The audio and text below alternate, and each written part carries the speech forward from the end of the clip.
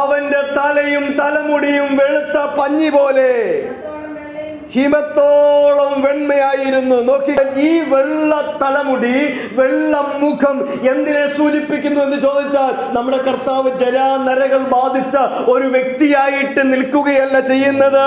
പിന്നെ നമ്മുടെ കർത്താവിന് നിത്യാസ്തിത്വത്തെ വെളിപ്പെടുത്തുകയാണ്, നിത്യത്വത്തെ വെളിപ്പെടുത്തുകയാണ്, നമ്മുടെ കർത്താവിന്റെ നിത്യത്വത്തെ വെളിപ്പെടുത്തുകയാണ്. ദൈവം നിത്യനാണെന്ന് കാണിക്കുകയാണ് ഇവിടെ. ഇനി നോക്കിക്കാട്, നമ്മുടെ കർത്താവ് ആമേൻ നിത്യനാണെന്ന് കാണിക്കുകയും ഈ പ്രതീകത്തിലൂടെ. ഇനി നോക്കിക്കേ, ആമേൻ, നമുക്കറിയാം ഇംഗ്ലണ്ടിലൊക്കെ ആമേൻ സ്തോത്രം, ഈ ന്യായാധിപന്മാർ, ഇംഗ്ലണ്ടിലുള്ള ന്യായാധിപന്മാരൊക്കെ അവരുടെ തലയിൽ ഒരു വെള്ള മുടി വെക്കാറുണ്ട്, വെള്ള ടൈപ്പിലുള്ള മുടി വെക്കാറുണ്ട് തലയിൽ. ന്യായാധിപന്മാർ, ഇംഗ്ലണ്ടിലെ ന്യായാധിപന്മാർ വെള്ള മുടി വെക്കാറുണ്ട്.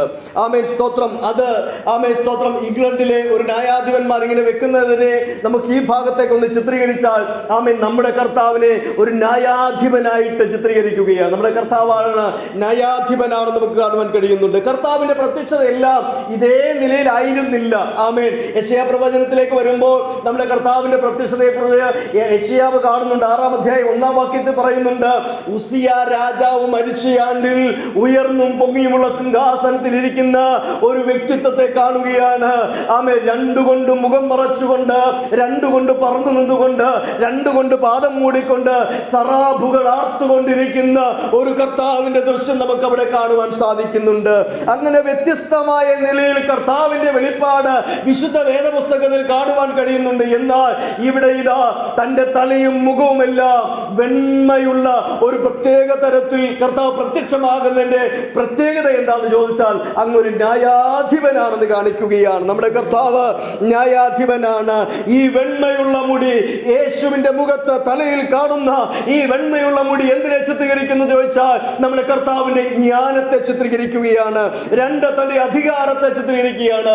3, തന്റെ നിത്യ ആസ്തിത്വത്തെ കാണിക്കുകയാണ്. നമ്മുടെ കർത്താവിന്റെ തേജസ്കരിക്കപ്പെട്ട ഒരു മഹത്വപൂർണമായ ദൃശ്യമാണ് വെളിപ്പാടിൽ യോഹന്നാൻ കാണുന്നത്. ഒന്നാമത് എന്താണ്? തന്റെ മുഖവും തലമുടിയുമെല്ലാം വെണ്മയായി കാണുകയാണ്. നോക്കിക്കേ, എത്ര മനോഹരമായ ദൃശ്യം കാണുമ്പോൾ നമ്മുടെ അകത്തേക്ക് വരേണ്ട ഒരു ദൃശ്യം, നമ്മുടെ കർത്താവ് ഒരു ന്യായാധിപനാണ്. അങ്ങ് ന്യായം വിധിക്കുന്ന ദൈവമായിട്ട് മടങ്ങി വരുമെന്ന് ദൈവത്തിന്റെ വചനം പറയുക. അങ്ങ് ന്യായം വിധിക്കുവാൻ ആകാശത്തെയും ഭൂമിയെയും വിളിക്കുമെന്ന് ആമേൻ സങ്കീർത്തനക്കാരൻ വിളിച്ചു പറയുകയാണ്. ആമേൻ. മറ്റൊരു ഭാഗത്ത് ആമേൻ ദൈവത്തിന്റെ ദാസൻ രേഖപ്പെടുത്തിയിരിക്കുകയാണ്. ആമേൻ. ഒരിക്കൽ മരിക്കുകയും പിന്നെ ന്യായവിധിയും ദൈവം മനുഷ്യർക്ക് നിയമിച്ചിരിക്കുകയാണ്. കൊരിന്ത്യർ ലേഖനം, ആമേൻ, 2 കൊരിന്ത്യർ ലേഖനം 5-ാം അധ്യായം 10-ാം വാക്യം വായിക്കുമ്പോൾ അവിടെ രേഖപ്പെടുത്തിയിരിക്കുന്നു, ആമേൻ, നമ്മൾ ചെയ്യുന്ന നല്ലതും തീയതുമായ സകല പ്രവൃത്തികളെയും ദൈവം ന്യായം വിധിക്കുകയാണ്. അത് ദൈവമക്കളോടുള്ള ബന്ധത്തിലുള്ള ന്യായവിധിയാണ്.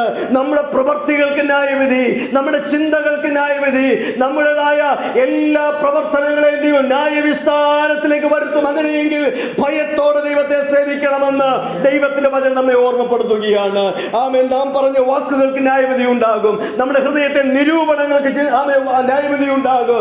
നമ്മുടെ ചിന്തകൾക്ക് ആമേൻ ന്യായവിധി ഉണ്ടാകും.